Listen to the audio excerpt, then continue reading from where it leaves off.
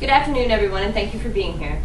Today I would like to talk to you about the legalization of marijuana for medical use. Imagine for a moment that you were diagnosed with a disease that causes chronic fatigue, nausea, vomiting, weight loss, and severe pain.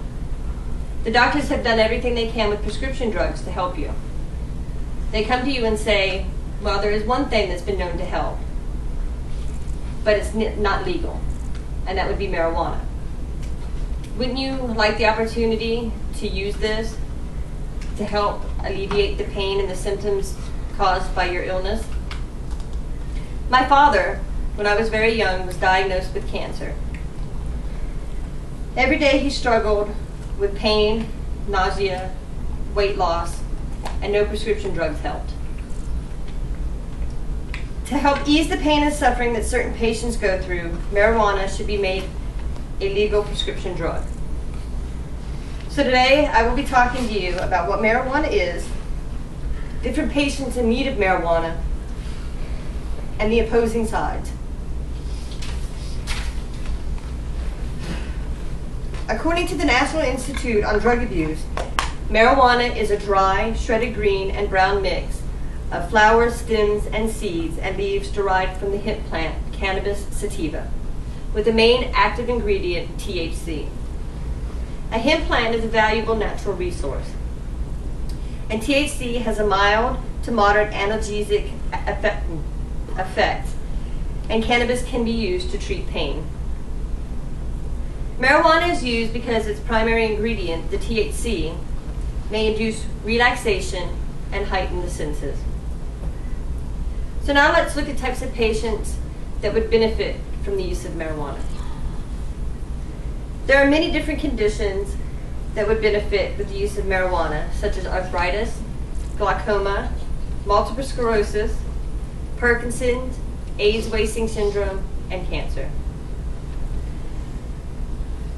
Kate Skindle, an MD, wrote in an article published in the San Francisco Chronicle in 2003, "From working with AIDS and cancer patients, I repeatedly saw how marijuana could alleviate patients' debilitating fatigue, restore appetite, diminish pain, remedy nausea, curb vomiting, and curtail down to the bone weight loss." Continuing Medical Education Institute, when asked if marijuana was a sound treatment, replied, "It is established that marijuana does ease the pain of cancer and nausea of cancer chemotherapy.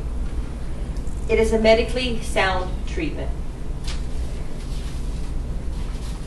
Glaucoma is a condition in which eyeball pressure is increased, which can lead to vision loss.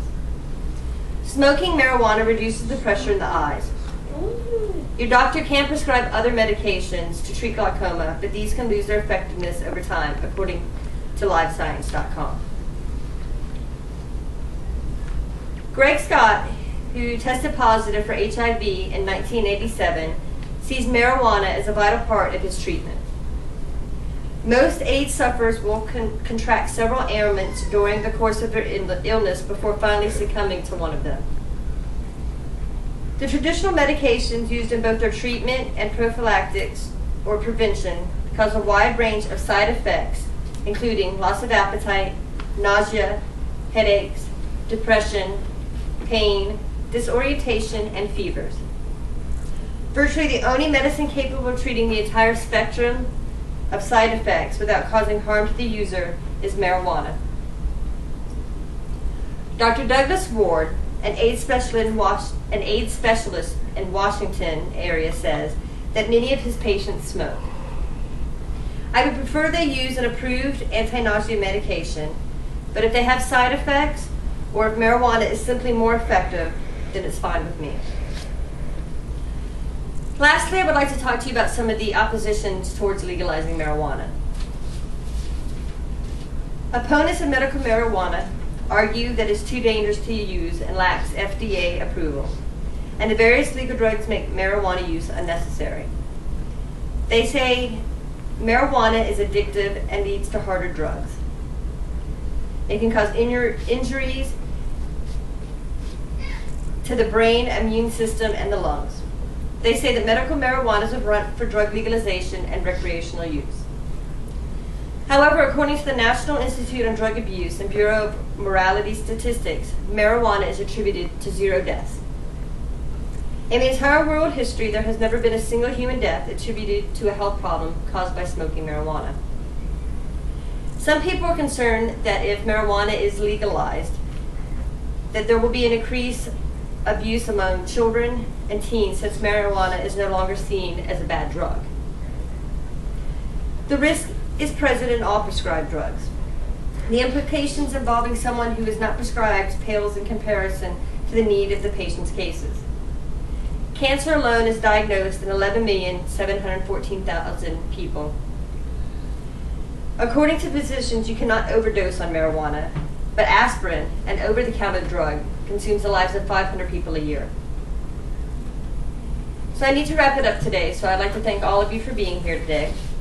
I have given you a look into what marijuana is, why it is so important for the legalization for medical purposes, and the opposing sides' views. And I hope you now understand and agree that medical marijuana needs to be legalized.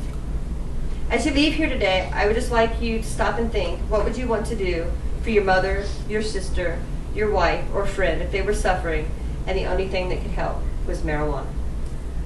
Thank you, and good night.